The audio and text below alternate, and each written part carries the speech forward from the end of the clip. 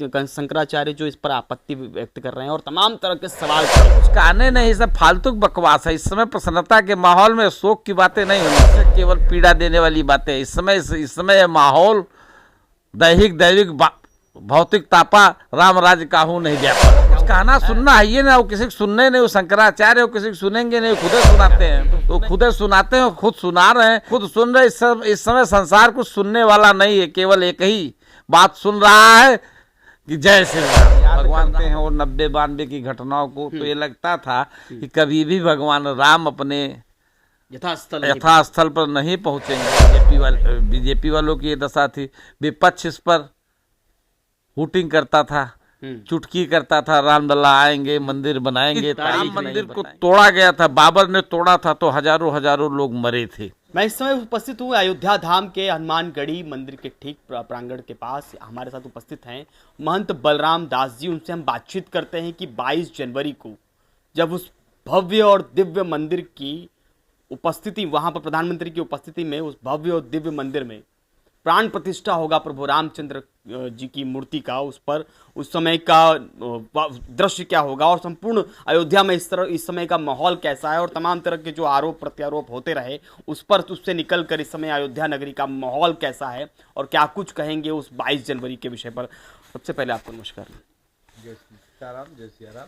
क्या कहेंगे? बहुत बहुत धन्यवाद। 22 तारीख का दिन पूरा विश्व देख रहा है अयोध्या की तरफ, क्या कहेंगे? 22 तारीख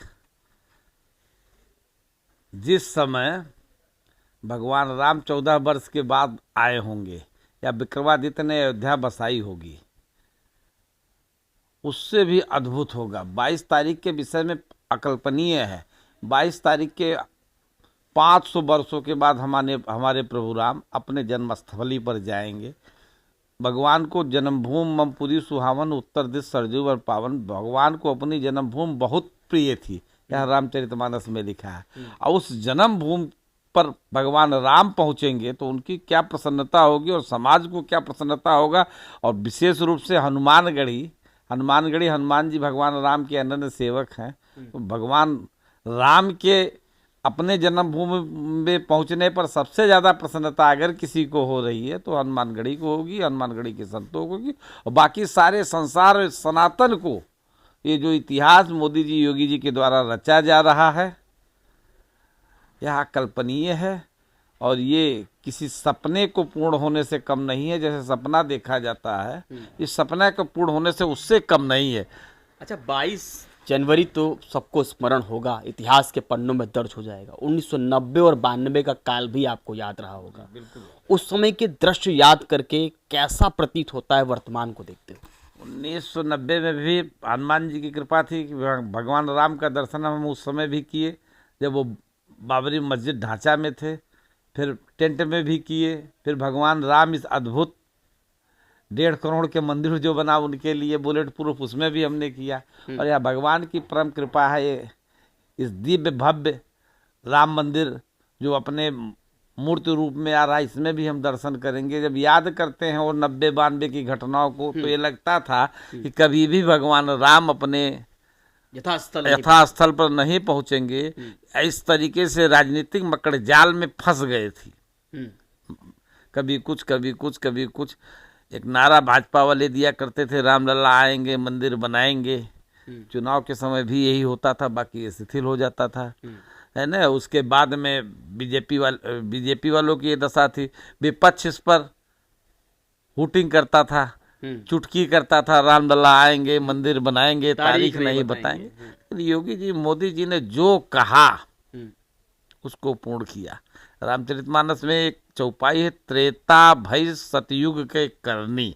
जब भगवान राम का राज्य हुआ तो त्रेता में चारों तरफ सतयुग जैसा दिखाई पड़ने लगा, चारों तरफ सत्य की जय जय होने लगी। तो इस कलिकाल में त्रेता सतयुग की करनी हो रही है। जो इन लोगों ने कहा, भारतीय जनता पार्टी के लोगों ने जो कहा कि मेरे एजेंडे में राम मंदिर है, हम राम मंदिर से अलग नहीं हो सकते थे, भले ही चुनाव समय कहते थे, लेकिन इनके पुराने नेता जो कुछ किया करते थे, योगी जी और मोदी जी ने उसको चरितार्थ कर दिया। और पूरा सनातन सदैव इनका ऋणी रहेगा। कभी जब राम मंदिर को तोड़ा गया था, बाबर ने तोड़ा था, तो हजारों लोग मरे थे।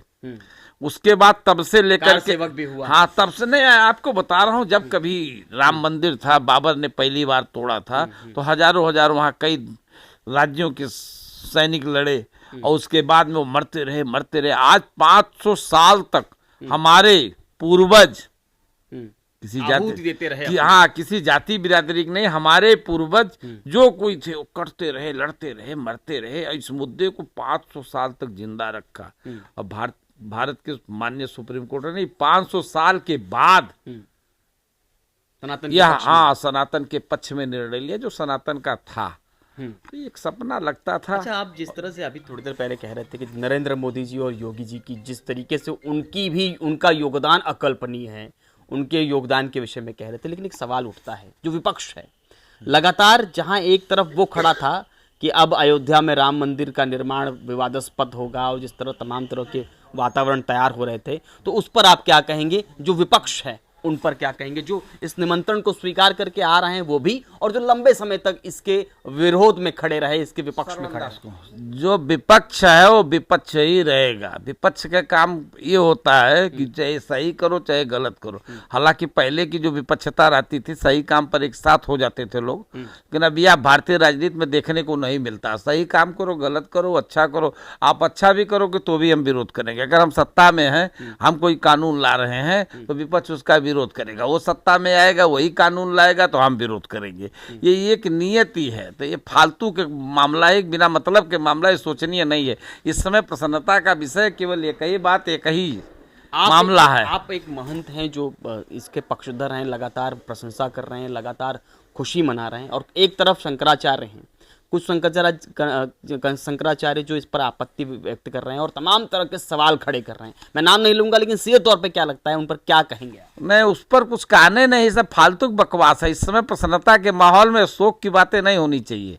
ये अनावश्यक केवल पीड़ा देने वाली बातें। इस समय यह माहौल दैविक भौतिक तापा, राम राज्य काहू नहीं व्यापा। क्या उत्तर देंगे उनको? क्या कहेंगे? छोड़ दीजिए ये विरोध करना और आइए आप भी इस मंदिर के। उनको कुछ कहना सुनना आइए ना, वो किसी को सुनने नहीं, वो शंकराचार्य, वो किसी को सुनेंगे नहीं, खुदे सुनाते हैं, तो सुनेंगे क्या?